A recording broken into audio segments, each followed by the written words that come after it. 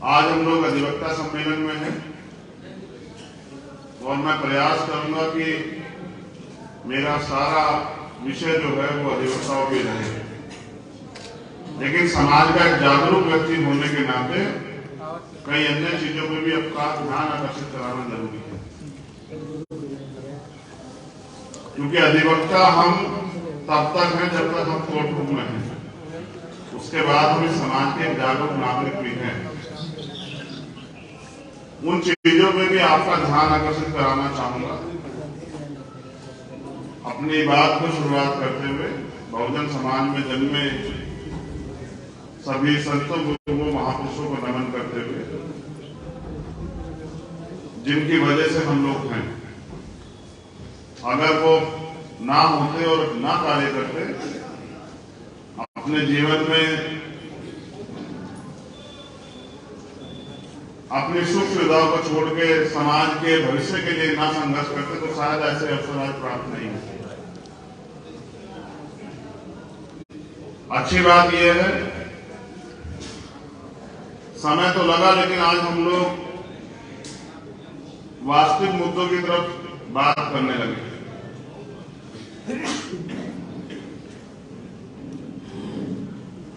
आपके मन में मुझे लेके बहुत सारे सवाल जवाब, स्वतः ही प्यार विश्वास उम्मीद हो सकती, लेकिन मेरे मन में भी आपको लेके बहुत सारी चीजें हैं। जब तक विचारों का आदान प्रदान नहीं होगा, जब तक आप मुझे नहीं सुनेंगे, मैं आपको नहीं जानूंगा, शायद हम लोग एक दूसरे से नहीं जुड़ पाएंगे। कम समय में एक अच्छा अवसर जो है मऊ की ऐतिहासिक धरती पे हम सब लोगों को मिला है कि आप मुझे सुने और मैं आपको सुन रहा था, और एक दूसरे के साथ मिलकर हम इस आंदोलन को आगे बढ़ाएं।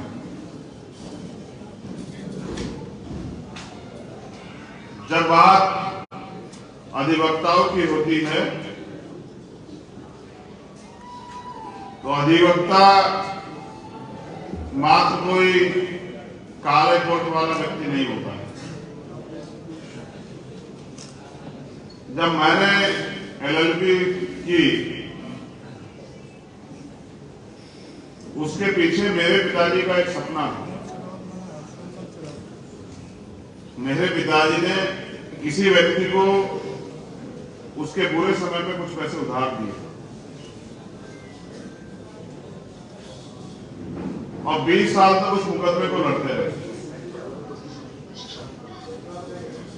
20 साल लड़ने के बाद अधिवक्ता को नहीं बदले, लेकिन जज कई बदले, और जज अंत में उनसे कहते जाने से पहले कि, क्योंकि मेरे पिताजी एज ए प्रोफेशन एक टीचर थे, प्राइमरी स्कूल में अध्यापक थे, तो वो उनसे कहते कि मास्टर जी फैसला कर लो तो ज्यादा अच्छा रहेगा। 20 साल के बाद मेरे पिताजी ने एक 10 साल की बात मान के फैसले के लिए स्वीकार्यता दी कि ठीक है, आप कह रहे हैं, मुझे भी लड़ते बहुत दिन हो गए, 20 साल हो गए, फैसला कर लेते हैं, आप आदेश कीजिए फैसला कैसे है। तो उन्होंने कहा मैं बात करूंगा, मैं दूसरे वकील को बुलाऊंगा, दूसरे पक्ष को भी बात करूंगा और कोशिश करूंगा कि आपका मामला निपटवा दूं। 20,000 रुपए से कुछ ज्यादा रकम मेरे पिताजी ने दी, और जैसा आपने कहा कि मास्टर जी 5,000 रुपए में इसको निपटा दें, तो मेरे पिताजी ने जज साहब से कहा, साहब मुझे 20 साल हो गए, मैं नौकरी पसंद व्यक्ति हूँ, मैं हर हफ्ते तारीख पे आता हूँ, जितने पैसे मैंने दिए थे उससे ज्यादा तो मेरे तारीखों पे खर्च हो गए। ये कैसा न्याय जो है आप कह रहे हैं कि जो मैंने रकम दी है वो भी मुझे आप वापस नहीं करा रहे, तो बताइए न्याय कैसे हो। वो बात उनके मन को इतनी चुभी, उन्होंने मुझसे कहा कि तुम्हें एक अच्छा वकील बनना, जो तुम लोगों को न्याय दिला सको। ऐसा वकील नहीं बनना जिसके साथ 20 साल तक मैं चक्कर काटता रहा, मुझे न्याय नहीं मिला। फिर उन्होंने कहा अगर, क्योंकि आज अवसर है, तो आप PCSJ क्वालिफाई कर जाओ, तो अगर आप जैसा अच्छा व्यक्ति बैठेगा उन चेयर पे तो लोगों की मदद होगी आसानी से। जो न्याय व्यवस्था हमारे यहाँ, उसमें न्याय में बड़ा समय लगता है। तो हो सकता है, मुझे उम्मीद है कि मेरे दिखाई सीख के बाद आप लोग, अगर आपको अवसर मिला तो आप लोगों को न्याय में मदद करोगे। और इस उद्देश्य से मैंने पिताजी की बात मान के वकालत की। लेकिन जब मैं पहली बार प्रैक्टिस के लिए कोर्ट आया तो मैंने अधिवक्ता के साथ एक स्लोगन भी लिखा था, लॉयर बॉर्न फॉर जस्टिस, अधिवक्ता न्याय के लिए पैदा हुआ। अब बुरी बात यह है कि आज जहां हम इकट्ठा हुए, हम अधिवक्ता लोग न्याय मांग रहे हैं, हमें भी न्याय मिल जाए। देखिए, जिनसे न्याय के लिए, जो न्याय के लिए है, वो आज न्याय मांग रहे हैं कि हमें, हमारी प्रथम जो मांग है वो ये है कि हमें हायर जुडिशरी में रिजर्वेशन मिलना चाहिए, हमारी भागीदारी होनी चाहिए। यही मांग है ना। और ये मांग न्यायोचित भी है। मगर मेरा ये मानना है कि मांगने से तो इस देश में आज तक कोई चीज नहीं, जिसको जो भी अधिकार चाहिए था वो उसके लिए लड़ा। और अगर हम ये अधिकार चाहते हैं तो हम सिर्फ और सिर्फ अगर हर डिस्ट्रिक्ट में सम्मेलन करके अपनी बात को कहने लगना है, तो मैं ये पूरी जिम्मेदारी से कहता हूं कि सरकार और सुप्रीम कोर्ट में बैठे कोलोजियम्स के जरिए बैठे जजों की जमीन सरक जाएगी। वो लोग खुद इस पर चर्चा करने लग जाएंगे। क्योंकि मेरा ये अनुभव है कि जब तक बच्चा रोता नहीं तो मां को एहसास नहीं होता कि बच्चे को भूख लगी। हम लोग जब तक अपने हक अधिकारों के लिए बोलेंगे नहीं, अपने अधिकारों का प्रयोग नहीं करेंगे, तब तक मुझे नहीं लगता कि कोई अधिकार हमें इस व्यवस्था में बैठे लोग, जो ऊपर पायदान में बैठे, मुंह में देंगे। सम्मानित साथियों, जो आंदोलन आज हम लोग चलाने का प्रयास कर रहे हैं, हमसे पहले भी कई लोगों ने चलाया।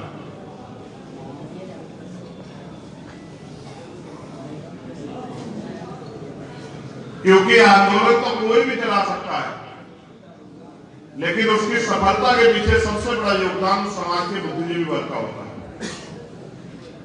जिस आंदोलन में उस समाज के बुद्धिजीवी लोग जुड़ते नहीं, वो आंदोलन कभी कामयाब नहीं। और वंचित वर्ग का जो आंदोलन है, वो किसी भी विषय के लिए, उसकी नाकामयाबी को, जिनको बाबा साहब अम्बेडकर को हम भारत का सबसे बड़ा विद्वान व्यक्ति कहते हैं, उन्होंने इस बात को स्पष्ट किया 18 मार्च 1956 को आगरा में कि मुझे मेरे पढ़े लिखे लोगों ने धोखा दिया। उन्होंने पूरी आबादी से सवाल नहीं किया, उन्होंने उन पढ़े लिखे लोगों से सवाल किया जिन पढ़े लिखे लोगों पे बाबा साहब अम्बेडकर को भरोसा था कि वो अपने ज्ञान का प्रयोग इस समाज की तरक्की के लिए करेंगे। सम्मानित साथियों, आज हम लोग आजादी के 70-75 साल करीब क्रॉस कर चुके हैं। और जब से देश में संविधान लागू हुआ, उसको भी हम 70 साल प्लस क्रॉस कर चुके हैं। जिन अधिकारों के लिए आज हम लोग एकजुट होकर संघर्ष करने की बात कर रहे हैं, अगर उन अधिकारों के लिए आंदोलन मजबूती से पहले चला होता तो आज वो अधिकार शायद हमें मिल चुके होते। समय परिस्थिति समझिए कि या लोगों की कम जरूरत की, लोगों ने इस जरूरत को बड़ा मजबूत माना ही। अगर न्यायपालिका में हमारे लोगों की भागीदारी नहीं होगी, उसका सबसे बड़ा नुकसान ये है कि जिन मामलों में हम लोग सुप्रीम कोर्ट और हाई कोर्ट से न्याय की उम्मीद करते हैं, वो उसमें न्याय होने की संभावना 0 हो जाती है। आज जो हमारे बुनियादी मुद्दे हैं, उन पे भी न्याय की उम्मीद सर्वोच्च न्यायालय से और उच्च न्यायालयों से ना के बराबर। इसका ताजा उदाहरण अगर आप देखोगे कि न्यायपालिका में ना रिजर्वेशन ना होने का सबसे बड़ा नुकसान क्या हुआ कि सुप्रीम कोर्ट के 5 जजों की एक पीठ ने पांचों स्वर्ण जाति के जज उन्होंने बैठ के तय किया कि 10% आर्थिक आधार पर आरक्षण स्वर्ण जातियों के बच्चों को मिलना चाहिए, नहीं मिलना चाहिए। और 3 जज साहब ने कहा कि मिलना चाहिए, 2 ने कहा कि मिलना तो चाहिए लेकिन इसका आधार इकोनॉमिक है, आर्थिक आधार है, तो इसमें SC ST OBC के लोग भी होने चाहिए। अंत 5 स्वर्ण जजों ने तय किया कि 10% EWS उच्च जातियों के बच्चों को मिलना चाहिए। एक पैमाना भी उन्होंने तय कर दिया जो सरकार ने अपनी सुविधा से लागू किया था कि 8 लाख रुपए तक उनकी जो है सीमा, गरीबी की जो सीमा है वो 8 लाख रुपए तय की गई। वहीं 2.5 लाख 3 लाख पे और 6 लाख पे दलित और पिछड़े वर्ग के बच्चों को मैंने यूपी में को देखा था कि 6 लाख क्रॉस इन लोग आय की सीमा जिनकी होगी थी, कई बच्चों को जो है सिविल सर्विसेज के नियुक्ति से जो है निष्कासित कर दिया गया है। ये देश की न्यायपालिका का जीता जागता उदाहरण है, भ्रष्ट न्यायपालिका का, कि 8 लाख रुपए पे उच्च जाति के लोग गरीब होते हैं और 2.5-3 लाख 6 लाख पे जो तथाकथित जिनको नीची जाति कहा जाता है, जिनको दलित पिछड़े आदिवासी कहा जाता है, जिनको शूद्र कहा जाता है, उनको गरीब माना जाता है। जिस दिन ये फैसला आया उस दिन फिर पुनः हमें एहसास हुआ, फिर इस पे चर्चा हुई कि क्लोजर सिस्टम खत्म होना चाहिए। आइए बात करते हैं उस वास्तविक मुद्दे की जिससे सारी परेशानियां खड़ी हो गई। ये आपका सबसे पहला मुद्दा था, इसलिए मैंने सबसे पहले मुद्दे को सबसे पहले आपके सामने रखा। अब मैं अपने दिल की बात आपके सामने रखना चाहता हूं। उम्मीद करता हूं कि मेरी इस बात को आप गहराई से सुनेंगे और समझेंगे।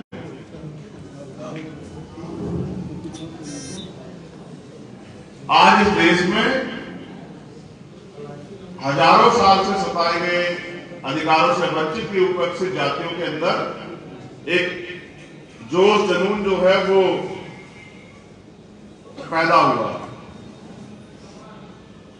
वो जोश और जुनून इसलिए पैदा हुआ है, आज उनके अंदर एक झटपटाहट जो है देखने को मिल रही है कि वो आज अपने अधिकारों को पढ़ के अपने अधिकारों के बारे में जानकारी इकट्ठा करके अपने अधिकारों को लेने के लिए, उनको प्राप्त करने के लिए संघर्ष की भूमिका में आ रहे हैं।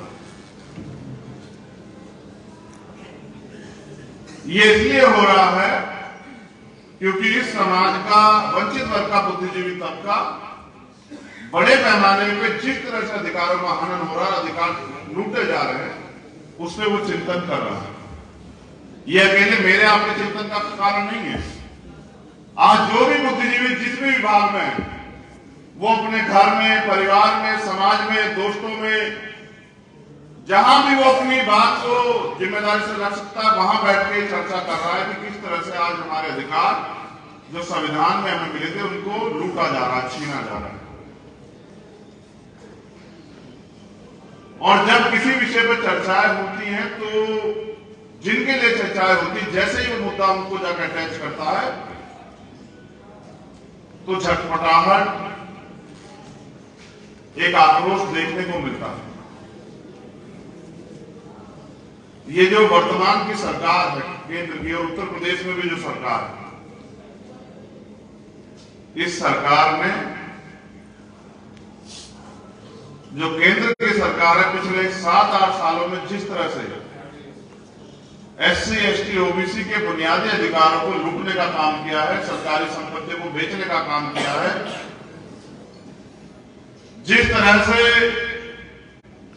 सारे इंस्टीट्यूशन को बर्बाद करने का काम किया। जिस तरह से लेटरल एंट्री और तमाम तरह की चीजें तैयार करके जो थोड़ा बहुत अधिकार आरक्षण के रूप में मिल रहा है उसको छीनने का काम किया है, तो कहीं ना कहीं एक संदेश तो गया है कि ये जो लोग हैं ये अपने पुरानी व्यवस्था पे इस देश को लाना चाहते हैं।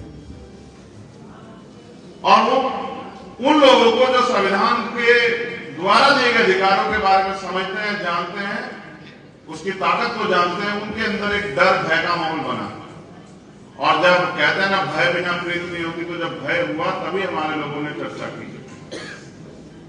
और चर्चा यह है कि आज इस देश के संविधान को खतरा है।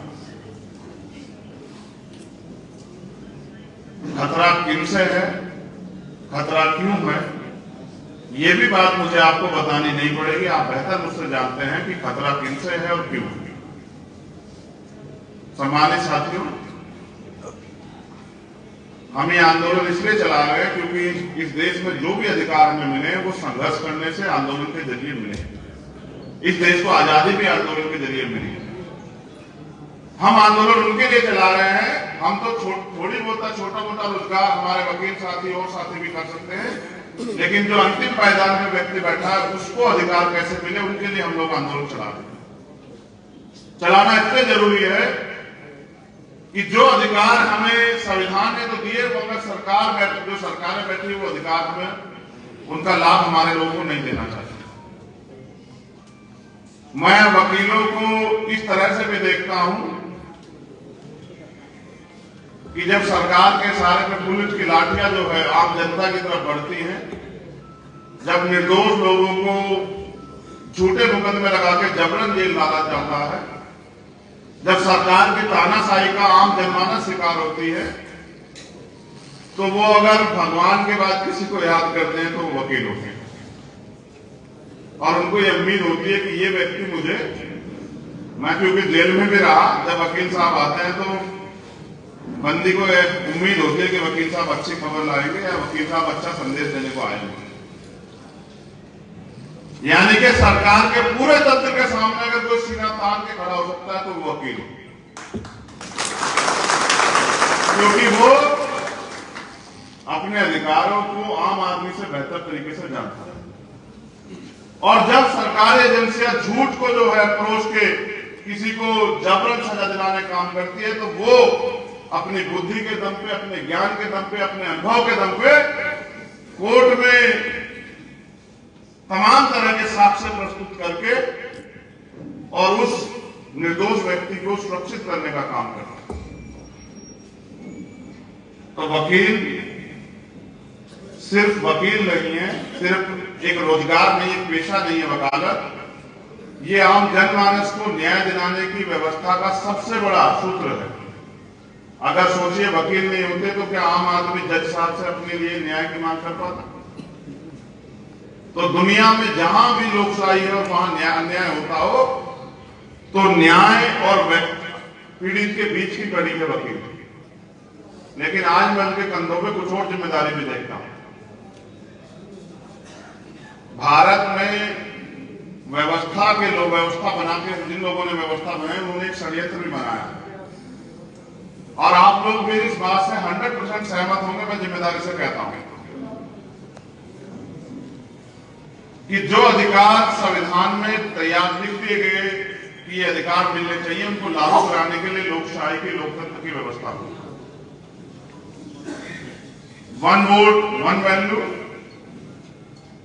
राष्ट्रपति हो या किसान, सबकी वोट की वैल्यू एक समान। और वोट का अधिकार मिला। महापुरुषों को यह उम्मीद थी, जिनका अगर मैं नाम लेने लगूं तो महामानव तथागत बुद्ध से लेके संत श्रोमणी सतगुरु रविदास जी महाराज, गुरु नानक देव, संत कबीर, गुरु घासीदास, पेरियर रामा स्वामी नायकर, पेरियर यादव, बाबू जगदेव प्रसाद कुशवाहा, जननायक कपूरी ठाकुर, परम पूज्य बाबा साहब अम्बेडकर, महामना रामस्वरूप वर्मा, महाराज सिंह भारती जी, मान्यवर काशीराम साहब, मान्यवर दीना भाना वाल्मीकि साहब, ये सारे ही महापुरुष इस आंदोलन को बुद्ध से लेकर और मानव काशीराम तक सतत जो है आगे बढ़ाते रहे, क्योंकि व्यवस्था की जो पालन करता थे वो अधिकार देना ही नहीं चाहते थे। इस पूरी सतत प्रक्रिया में 26 जनवरी 1950 को संविधान के लागू होने के बाद जो अधिकार हमारे हिस्से में आए संविधान के जरिए, वो जमीन पे कैसे इंप्लीमेंट हो, उसके लिए लोकशाही देश में आई। और ये उम्मीद की गई कि जो अधिकार ये लोग मांगने से नहीं दे रहे हैं, हमारी चीखें सुन के नहीं दे रहे हैं, हमारे लोग वोट के जरिए, वोट की ताकत से इन अधिकारों को प्राप्त करने का काम करें। लेकिन भारत की डेमोक्रेसी का सबसे बड़ा षड्यंत्र ये है, एक इसमें धन को बड़े पैमाने पर जोड़ दिया गया कि पैसे वाले लोग ही लोकशाही में कामयाब हो सकते हैं। जिनके पास पैसा होगा वही अपनी वोट के जरिए, अपने बुद्धि के जरिए या राजनीति के जरिए कामयाब हो सकते हैं। दूसरा,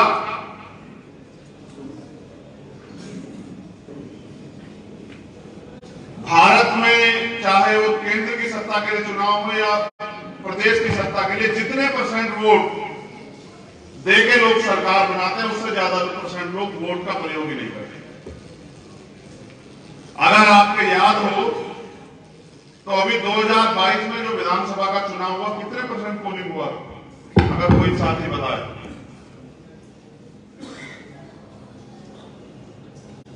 यहां बैठे किसी भी सम्मानित साथी को याद हो कि उत्तर प्रदेश के विधानसभा चुनाव में कितने % वोट हुआ था?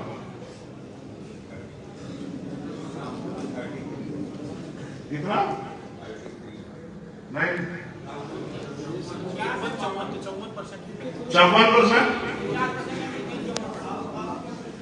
54% हम इसको एक्सेप्ट कर लेते हैं कि 54% लोगों ने वोट दिया।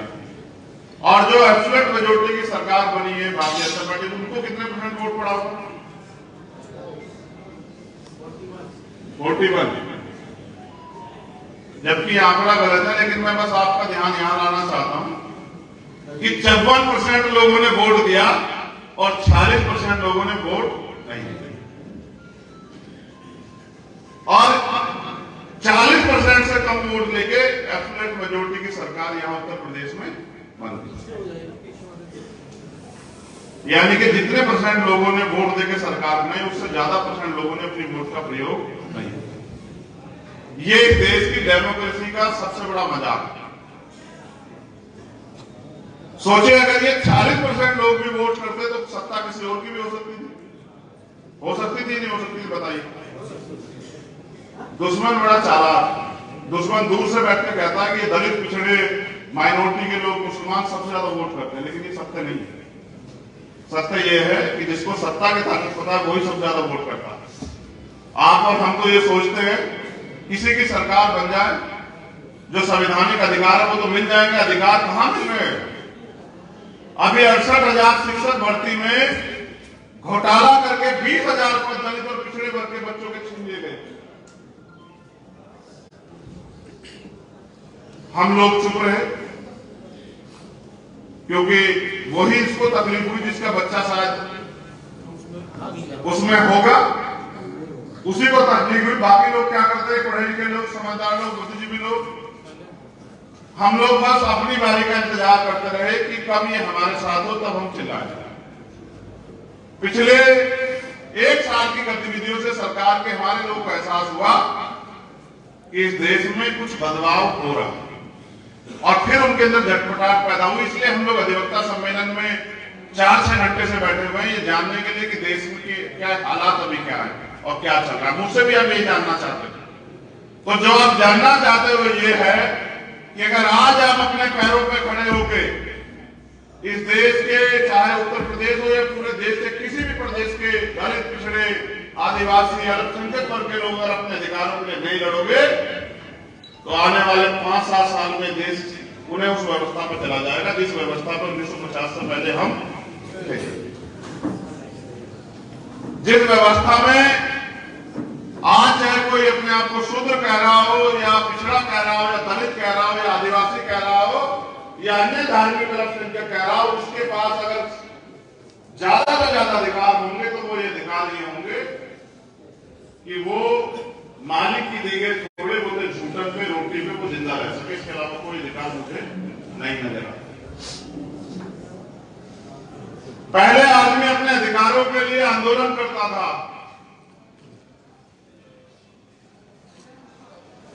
अपनी बात को रखने की आजादी थी, लेकिन आज कहां? आंदोलन करने जाओ तो लाठी मिलती है, झूठे मुकदमे मिलते हैं। कोई अपनी बात रख दो तो सरकार के लोग के इशारे पे झूठे मुकदमे दर्ज हो जाते हैं। कहां है लोकशाही? कहां है संविधान के आर्टिकल, संविधान के जो अधिकार? और पढ़ा लिखा बुद्धिजीवी तबका अपनी बात को, अपने अंदर इस दर्द को महसूस तो करा सकता तो, लेकिन आम आदमी तक नहीं पहुंचा पा रहे। यहां कमी आ रही है। अगर हम लोग अपनी जिम्मेदारी को समझ लें कि हमें करना क्या है, तो मुझे लगता है कि हमारी लड़ाई जल्दी जो है वो कामयाबी की तरफ बढ़ सकती है। जो पीड़ा, जो दर्द, जो खतरा हम लोग महसूस कर रहे हैं, अगर हम लोग अपने अपने समाज में जाके, इस बहुजन समाज में जाके इसको बताने का काम करें और समाज को जागरूक करने का काम करें, तो शायद हमारे लोग इस लड़ाई को लड़ने के लिए पुनः तैयार हो सकते हैं। हमारे सम्मानित साथी पाल साहब जब अपनी बात को रख रहे थे तो वो काशीराम साहब का जिक्र कर रहे थे और अपने आप को सौभाग्यशाली कह रहे थे। ये एक अटल सत्य है कि इस देश की पिछड़े वर्ग की जातियों को, जिनको जाति के नाम पे गालियां दी जाती थी, जिनको अपमानित किया जाता था, मानव काशीराम साहब ने अपने समकालिक साथियों के सहयोग से उन जातियों के अंदर ये भावना पैदा करने का काम किया, उनको ये समझाने का काम किया कि आपको भी संगठित होकर, अगर आप संगठित हो जाओ तो आपको भी हिस्सेदारी और सम्मान मिल सकता है। और उसी का परिणाम है जो पाल साहब कह रहे थे कि मैं पहली बार पाल समाज का व्यक्ति जो है उस कौशिमली कॉलेज से जो है सबसे ज्यादा मतों से जीता। उन्होंने पिछड़े सामाजिक और आर्थिक रूप से, शैक्षिक रूप से पिछड़े जो वर्ग के लोग हैं, ये दलित समाज के लोग भी उसी में आते हैं। ये अपने आप को अलग मानने का प्रयास करते हैं, लेकिन सच ये है कि आज के संविधान में जो पिछड़े और दलित और आदिवासी वर्ग के लोग हैं, ये सब एकजुट हैं। इसकी जानकारी अगर आपको करनी हो तो महात्मा ज्योतिबा फूले की किताब गुलामगिरी आपको पढ़नी चाहिए कि उन्होंने सब लोगों को अतिशूद्र के रूप में उसमें कहा। दुश्मन चालाक है, वो अपने लोगों में भाईचारा पैदा करके और राजसत्ता पर बैठ के और हमारे अधिकारों को लूट रहा है, छीन रहा है और हमें गुलामों जैसा जीवन जीने के लिए मजबूर कर रहा है। लेकिन हम पढ़ लिख के भी समझदार नहीं बन पाए। हम लोग पिछड़े वर्ग के लोग आपस में लड़ रहे हैं और अपने अधिकारों की उम्मीद दुश्मन से कर रहे हैं कि दुश्मन हमें देगा, इसलिए हम चले जा रहे हैं। ये पढ़े लिखे लोगों का मंच है, इसलिए मैंने नौजवान साथियों से कहा कि वो पीछे हट जाएं और पढ़े लिखे लोगों से मुझे बात करने दें। हमें ये आज हमारे ऊपर ये सवाल है कि पिछड़ा आंदोलन चला और उनकी वजह से हमें अधिकार मिले, मगर मैं आपके सामने सवाल रख रहा हूं कि अगर आज आंदोलन नहीं चलेगा तो आने वाली पीढ़ी के हिस्से में इस देश में क्या बचेगा? आप बताइए। पहले भर्ती आती थी, भर्तियों में आरक्षण के जो है, जो सिद्धांत है उनको पूरा किया जाता था। फिर गांव में खबरें आती थी कि उसको फलाने का बच्चा जो है आज इस विभाग में नौकरी लग गया, उसका बच्चा जो है विभाग में नौकरी लग गया, उसके बच्चे का विभाग में सिलेक्शन हो गया। पिछले 4-5 सालों में तो शायद किसी गांव में खबर आई हो कि किसी पाल, प्रजापति, कश्यप, निषाद, राजभर, गुर्जर, जाट, यादव, मौर्य, कुशवाहा का बच्चा सरकारी नौकरी पे लगा।